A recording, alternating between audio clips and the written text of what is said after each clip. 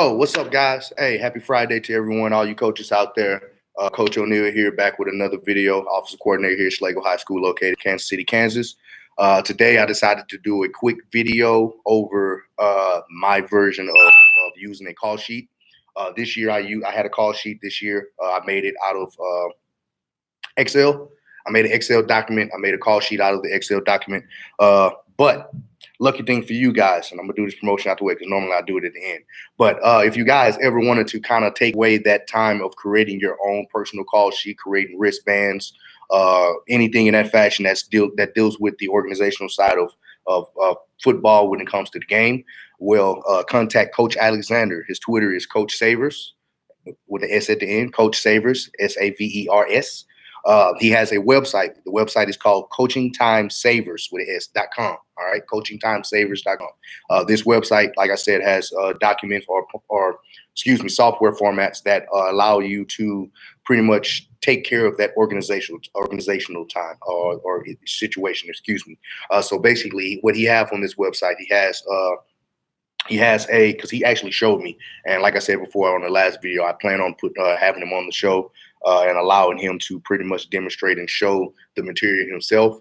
But from a glimpse of what I looked at and I checked the website out, he has stuff like call sheets on there. He has wristbands. He showed me a document where it's basically a roster document, but it also have like their bench press, their squat max, all that stuff on there, and it updates as you type in the information. So it's a real good, useful software that I think that your coaches should use. I think it's very great to have on pretty much in your organization, as it allows you to take time away from creating those things on your own and focusing more on game planning or preparing your kids for your upcoming opponent. So check out Coach Savers on Twitter at Coach Savers. All right, Coach Savers. Hit him up on Twitter, or you can just go on his website and check out coachingtimesavers.com. That's coachingtimesavers.com.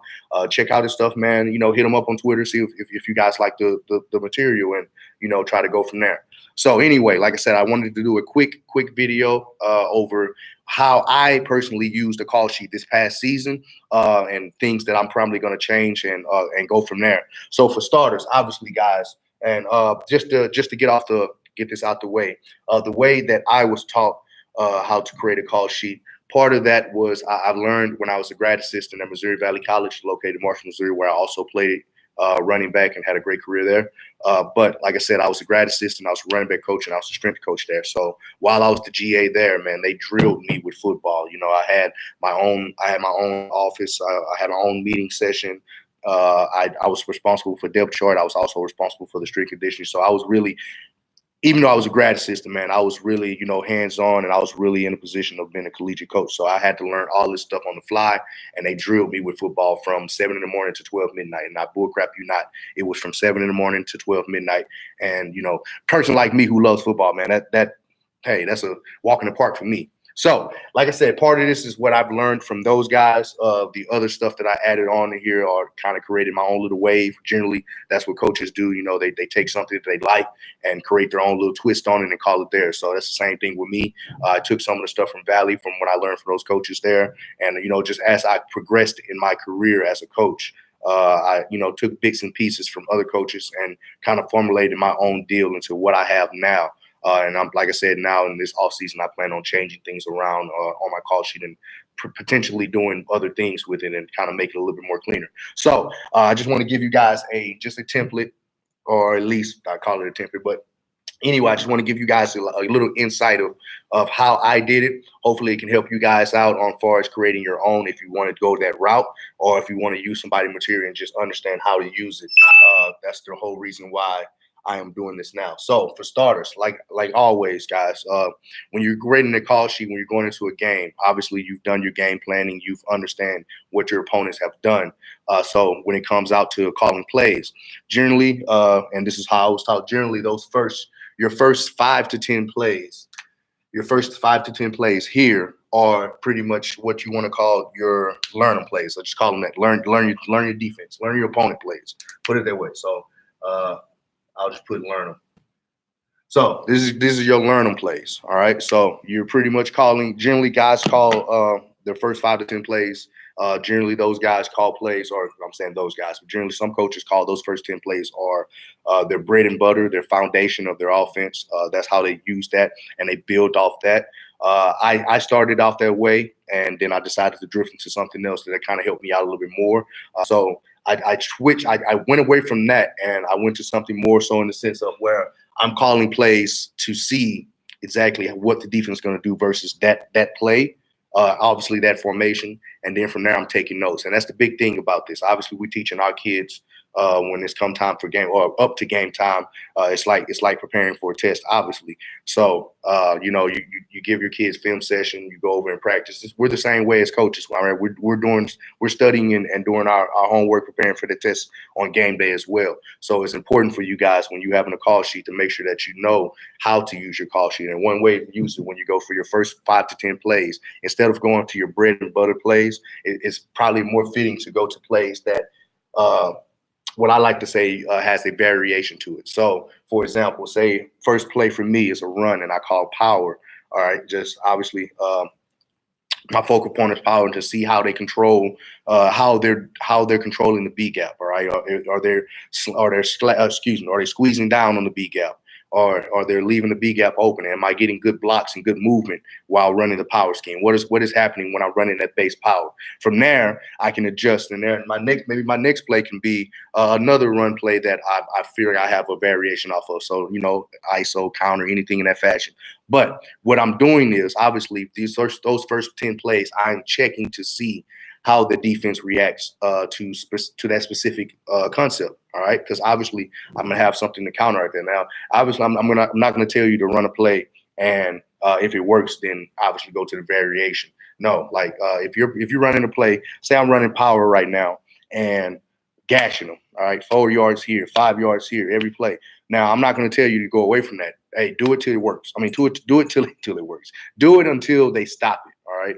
A lot of coaches, especially when I want to say when I was going through the whole learning phase, before I became a coordinator, I watched a lot of coaches call plays and stuff like that, where they'll have a play that's very effective, and then they'll just drift away from the whole damn thing and won't even go back to it for the remainder of the game. They just start drifting away into something else and end up putting themselves in a different situation where they have to stay away from that beginning tendency, or in essence, they just find something else and they just think it works, but then all of a sudden it leads you down a whole road that you didn't prepare for.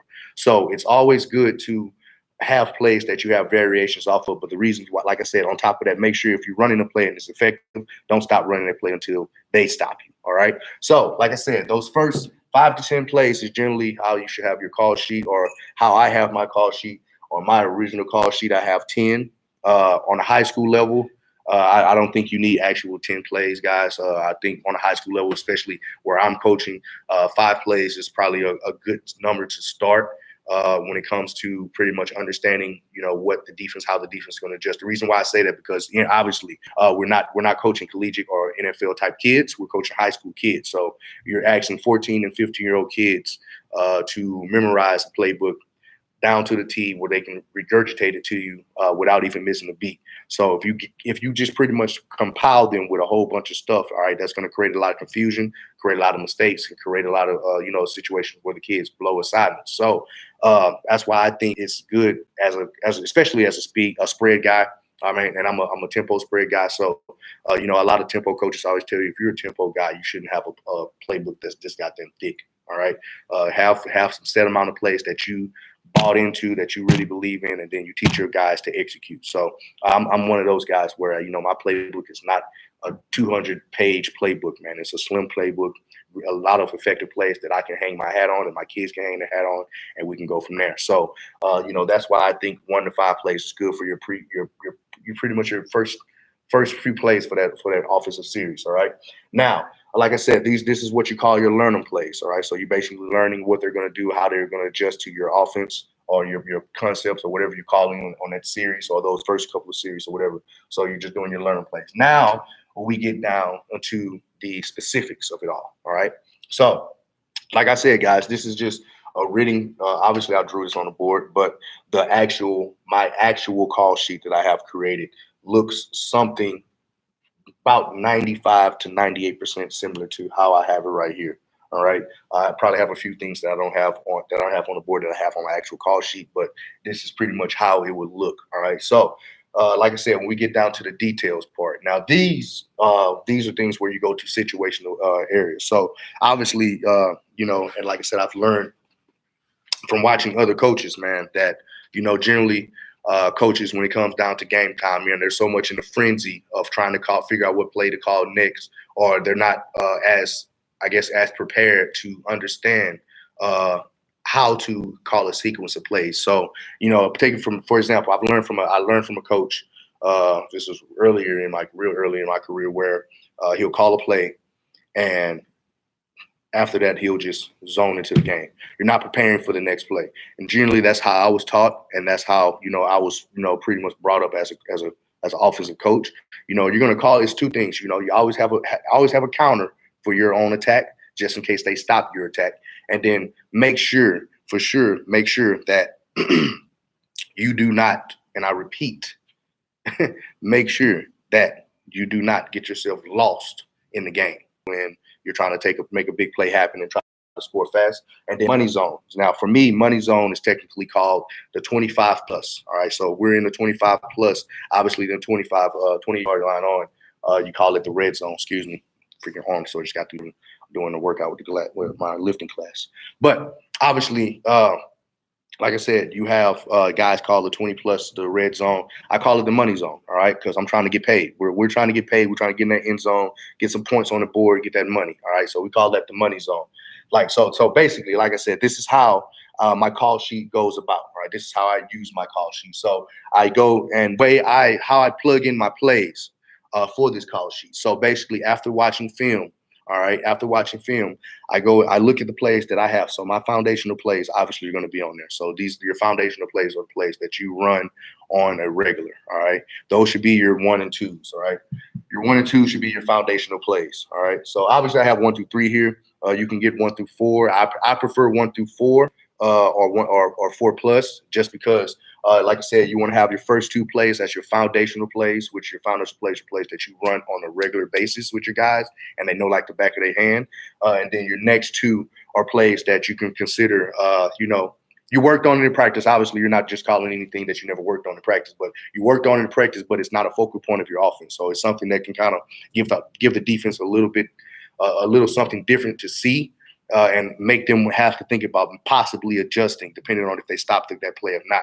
So, like I said, in general, you should have 1 through 5. I just have 1 through 3. I don't want to make the board take the whole board up. But 1 through 5 is a good look to have, just because you can easily, like I said, this is the specific part of it. As the game going on, you can easily look at the situation you're in. You can look at the marker and go, oh, okay, it's second and 6. All right, so let me see. I'm looking at 2nd and 6 right now. So 2nd and medium, looking at 2nd and 6. What we got? Bam. Let's go with this right here. I think I like how they adjusted. I like the way they adjusted to my learn them set. So obviously 2nd and 6. We might probably think of a quick game situation. So obviously in my learn them set, I had a passing concept where we ran slants, and I noticed that the outside backers actually ran with the slot receiver. So that's giving us that window to run slant. So let's go back to our slant play and see if we can get that same look and get a first down. So that's something how you should do that. So as you can see how I tied in my learn them with my situational. All right. So this is like I said, coaches, this is a great way that you can use to minimize the time in the game situation and resist yourself from becoming a fan. Now, what I would say is make sure that when you have this call sheet, make sure as a coordinator, and this is my thing. So I'm going to throw this out here because obviously all coordinators are different. Some coordinators like their assistant coaches to have the call sheet and everything that they're running. Some coordinators rather have it to themselves. Me personally, I believe that multiple brains is better than one. And even though it's my offense that we're running, I want you guys to make it your own. All right, I want this guy offense to be yours. And then from here, during game situation, all offensive coaches have a call sheet. All right, all offensive coaches have the same call sheet, play sheet that I have. All right, so when I'm calling plays, they can look at it and see, okay. Or on top of that, they can give their own opinion. That's my number one thing as a coordinator. Look, I'm not one of those guys who are stubborn. I worked under stubborn coaches before, and trust me, it can be tough at times working for a stubborn coach who doesn't listen to anyone, even if you give them a good idea and your idea would work, and they don't care. So it's tough working under a stubborn coach. That's one thing I pride myself on is I'm not a stubborn coach. I'm not a coach who don't want to listen to anyone. I ask guys, yo, give me your opinion. Give me what you think. All right. Because like I said, multiple brains are better than one brain. And who knows what a coach can bring up something that can be very effective. So as an offensive coordinator myself, I make sure that all offensive coaches have call sheets. All offensive coaches are on the same page. All offensive coaches are pretty much they're in a position as a coordinator themselves because we're gonna as I'm going through it, you're gonna be right there with me, and I'm gonna ask for your opinions. All right, so I'm gonna ask, hey, what do you think about it? Do you think I should run slants here? At the end of the day, obviously the decision to call a play is going to come down to me, but most importantly, by getting those guys involved, they're gonna feel like they're a part of that call session, and you never know, I might switch what I'm doing and take that coach's opinion, and we might make something great happen. So it's always good to have your coaches involved into your calls, into what you're doing, because more minds is better than one mind at the end of the day, coaches. So, like I said, this is just a great way of having a call sheet, especially for my offensive guys, and just specifically who I'm speaking to. Like I said, you have your second and long to second and short, third and long to third and short, and then you can tag the fourth down with the third down situation. Make sure you have a money zone or your red zone calls, and then make sure you have a big chop play. All right, you always want to have a chop play. And last thing you want to add on, and this is up to you if you're that type of coach who have trick plays, make sure you have a trick play in there too every once in a while. One trick play a week. One trick play a week, but if you didn't run that trick play the previous week, practice it and set it up again. Something to keep the defense guessing and keep them on their toes. Right? You don't want to just come out and just be generic and just be bland with it and run the same thing over and over again. So spice some stuff up because one, that's going to get your kids excited because they're going to be so enthused on wanting to run that play, and two, like I said, if you have a situation where you do run it, it puts the defense in a situation where they're looking at the defensive coach like, what do we do? Like I said, this is what I was always taught, guys. When it comes to coaching high school ball, at the end of the day, you're not preparing to win versus that coach or competing against that opposing coach. You're actually competing against his 14 and 15-year-old kid. All right. So whose kid is better out there? Whose kid's been coached up the best? That's what it all boils down to. So, like I said, this is the best way, guys. This is my best way for you to create a call sheet. Something that's real simple. You can see it's real simple. Build off that and maybe create your own call sheet that's a little bit more effective for your liking. So this is the way I do it. Last thing that I'm going to say on this, and this is the most important thing out of all, make sure that you have on your call sheet somewhere where you can put notes. All right. You can put it anywhere on your call sheet. Just make sure you have somewhere where you can write down notes, because if you're just sitting there and say, I'll remember that, and then I know for a fact as a coach in the football game, you're not going to remember every daggone thing because you're in the moment right now. Every coach is in the moment. Kids are in the moment. You're going to think about stuff that's this small, but if it takes this much to process it, it's going to go out the window because you're in the moment situation. So with that being said, make sure that you have stuff that allows you to write notes and make sure that you don't forget anything. Maybe you've seen something in one play and you need to jot it down so you can prepare you for, maybe you can use another learning play, or you can go to your situational call, or you can just go straight to the master call sheet and call one of your bread and butter plays that fits what you wrote down notes for. Another key thing about having notes on here is when you go to the second half. All right. So when you go into the second half, you have your notes already set down and ready to go, and you can adjust your call sheet how you want to compete even better on the second half. Now, when it goes to the second half, what I would say this is optional, what you should do, or not should do, but can do. Say you're a coach who, you have this call sheet, you're going into the halftime, you done wrote down your notes, you did all the right things, you got the notes down. Well, make sure, if this is just my opinion to you guys, all right, have a separate call sheet. All right, have a second half call sheet. It doesn't have to be a blank sheet. I mean, that's fine if you want a blank sheet, but for the most part, have a second call sheet. It can be the same as the first one, but that second call sheet is basically for you to pretty much write down your notes or something that you've seen in the first half that you want to do in the second half. So you're not pretty much messing up your first call sheet. You have something clean, a clean piece of.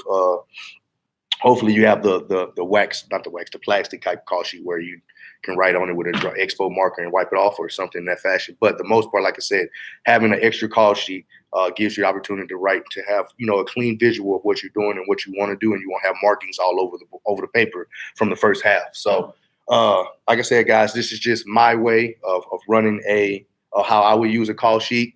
And like I said, if you need, or not needed, but if you want to take the time off and not create your own call sheet like I did, because I actually created my call sheet before I met Coach Savers.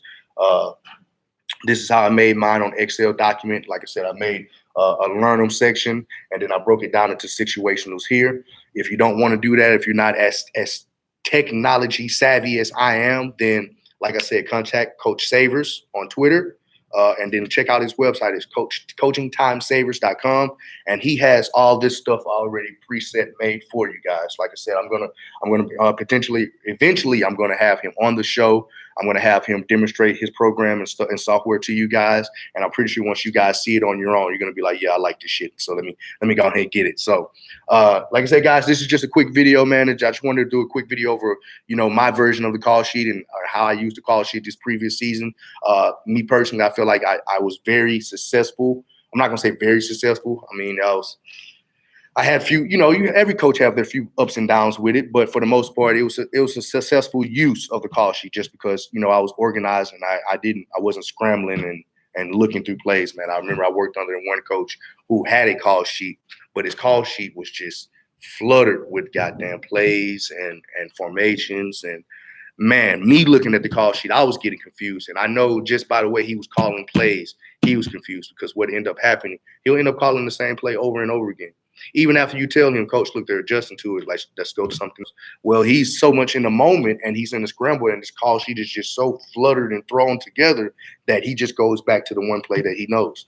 And that, like I said, that made I learned that situation. That made sure that I broke it down to something in this fashion that I would make sure that I would never go through that situation before. Like I said, my first ever comeback game this past season was versus Shawnee Heights High School, and we were down 10 points in the fourth. We pulled the Kansas City Chiefs, if you want to call it, but we were down 10 points in the fourth. And because I feel like because I had an organized call sheet that allowed me to call the right plays at the right moment at the right time in that situation, and my offense brought us back from a 10-point deficit to winning the game. And trust me, that was a big game because they didn't beat them the year before I got here. So that was big, and I feel like all because of my organization and my call sheet made me get through that win and made my guys successful. So, like always, coaches, man, if you guys ever want to talk ball, if you ever want to talk anything or be a part of the show, contact me on Twitter at Coach O223. Again, Coach O223. I'm always on there willing and ready to talk ball with you guys. I'm always willing to help guys out. This is, like I said, this is something that I do on a regular, man. I'm a football guy through and through, and I'm all about building not only the athletes, but building the coaches that, that need this help, because not every coach is a guru. Every coach is learning. And I'm not saying that I'm a damn football genius, but I studied this game down to the T. I was born and bred to do this. I mean, that's what happens when you're born in Texas. Football is religion, guys. So, this game is my life. It gives me joy helping young men get opportunities. So if I can help coaches do the same thing, I'm all for it. If I can advertise stuff for coaches who have things that can work for other coaches, I'm always willing to do it. And I'm always willing to, I'm always asking guys to, at least try to be a part of the show. You don't have to be, dang on. You don't have to come out and show your playbook. Just give some a little bit of knowledge that that some other guys may want to use or can use. Because at the end of the day, there's nothing new under the sun of football, man. You're still using the same formation. Spread offense is the most newest formation there is. We're still using the base run plays come from your old school wing tee. So it's nothing new under the sun, coaches. So if that's why I tell guys, if my opposing coaches, my opponents that I play against watching this, I don't care what you see, because at the end of the day, you have to stop me. You have to stop my kids. And if we're prepared and if I'm prepared and they're prepared, it's going to be a hard task to stop us, even if you know what we like to do. So, like I said, coaches, anyway, like I said, I hope you guys have a great weekend. I know I am. I've been working out with these guys all week and my body's sore and I'm ready to kind of relax a little bit and just sit on my tail and play some Call of Duty and Madden. But anyway, like I said, guys, I hope you guys have a great day. Have a great weekend. Hey, football season has started officially for us, man. Like I said, we're in February. Once March hit, we're getting ready to start getting our guys on the field, at least up here in the Midwest, because we do it a little bit different here. So by June, we're on the field. We're preparing for the upcoming season in August. So it's getting closer to that crunch time, guys. And, I just want to wish you guys a good luck on that. And, obviously I'll keep saying these things as I make more videos. But at the end of the day, I wanted to make sure that I put this out here for you guys, because there are some coaches out there that was probably like me a few years ago who was oblivious to this stuff. And, when I came in contact with this information, I had to progress it and, and expand it for myself. So I want to make sure that I give you guys a foundation you can use in your own offense and in your own program, in hopes that can help you with more organization and put your kids, not only your kids, but also yourself as a coach, in a great way to win. So anyways, guys, like I said, if nobody ever told you, let me be the first to tell you, you're awesome. Keep being fucking awesome. Coach O'Neal out.